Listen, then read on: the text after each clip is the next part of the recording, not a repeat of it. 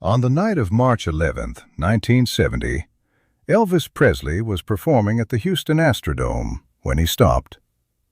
Not walked off, not stumbled. He stopped mid-song at the microphone. He was not sick. The microphone was working. The band was playing.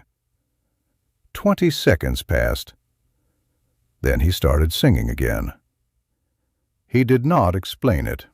Not that night, not in the days that followed, not in any interview he gave afterward. 44,000 people were in the Houston Astrodome that night. It was the largest indoor audience Elvis had ever performed for. He was doing 6 shows over 3 days, a record at that venue, a record in many ways. The show was going well. The voice was present. The energy was there. The crowd was responding in the specific way of a crowd that has been given what it came for. The song was Suspicious Minds. He was in the second verse. He stopped. The band kept playing for approximately 4 bars before they understood he had stopped deliberately. One by one, they tapered down. The arena went from full sound to something approaching quiet in a room that held 44,000 people. Elvis stood at the microphone. He was not looking at the audience. He was looking at something above the audience, above the floor seating, above the upper decks, at the roof of the Astrodome. 20 seconds. Then he came back. He looked at the audience. He found the band's position in the song. He sang. The rest of the show proceeded without incident. Most of the 44,000 people did not know what they had witnessed. A long pause, they assumed. A moment of showmanship, an intentional breath in a performance that was full of intentional breaths. But 3 people knew it wasn't that. The first was his guitarist, James Burton, who had been playing with Elvis since the 1969 Las Vegas comeback, and who had developed, across that time, a precise understanding of the difference between Elvis's intentional pauses and his unintentional ones. He described the March 11th pause as the latter. Not in an interview given at the time. He said nothing publicly for 30 years. He described it in a conversation with a music journalist named Peter Guralnick in 2001, as part of the research Guralnick was doing for a comprehensive biography of Elvis's later years. James said he had watched Elvis from the stage throughout the pause. He said Elvis's face had a quality he had seen once before, in the dressing room in Las Vegas, the night before the 1969 comeback. The quality of a man who has gone somewhere else, briefly. The second person was an audio engineer named Robert Chance, who was running sound for the Astrodome shows, and who was positioned at a mixing board in the middle of the floor seating. Robert was one of the people who understood immediately that the pause was not planned. He described his response in the 2001 Guralnick conversation.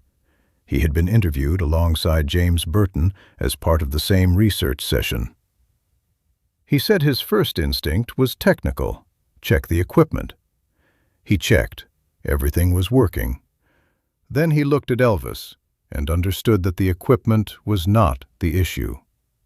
He described what he saw on Elvis's face during those 20 seconds. He said he had been in live sound for 15 years. He had seen performers freeze. He had seen performers lose their place. He had seen performers have medical episodes on stage. This was none of those things. He was seeing something, Robert said. I don't know what, but he was seeing something that wasn't in the room. The third person was a woman named Ruth Stapleton.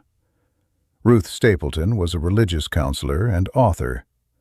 She was also, more relevantly, the sister of Jimmy Carter, who would become President of the United States 7 years later. She was in the audience that night in a seat near the front as a guest of the Astrodome's management. She had a specific background in Christian charismatic practice. She worked with people who described experiences of what she called the presence of the Spirit. She watched Elvis stop. She watched the 20 seconds. She watched him come back. After the show, through connections in the Houston music and civic community, she arranged to be introduced to Elvis backstage. They spoke briefly. Ruth Stapleton described this backstage meeting in a letter she wrote to a friend in 1971, which was found in a private family archive and made available to researchers in 2008.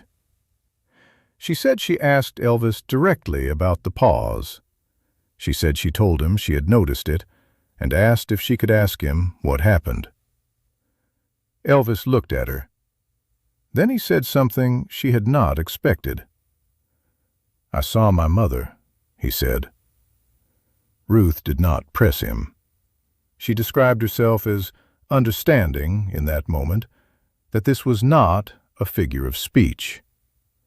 That Elvis Presley had been standing on the stage of the Houston Astrodome in front of 44,000 people singing "Suspicious Minds," and had, for 20 seconds, seen Gladys.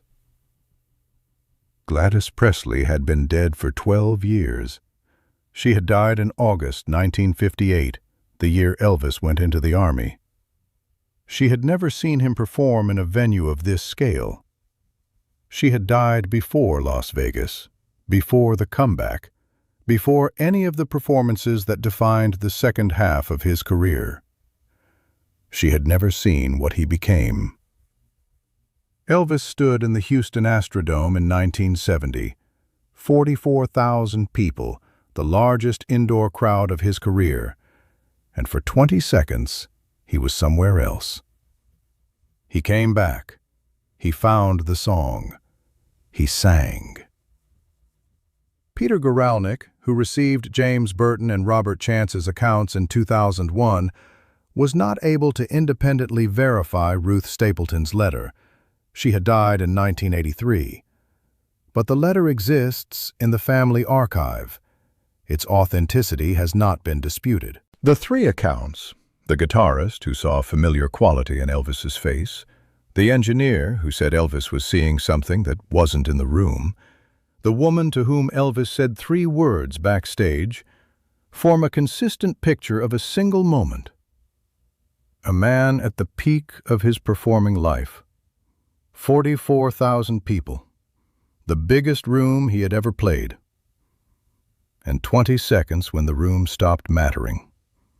Because he was somewhere else. With someone who had never gotten to see this. He came back. He always came back. But for 20 seconds in the Houston Astrodome on March 11, 1970, he gave Gladys what she had never gotten to have. The view from the front of what her son had become.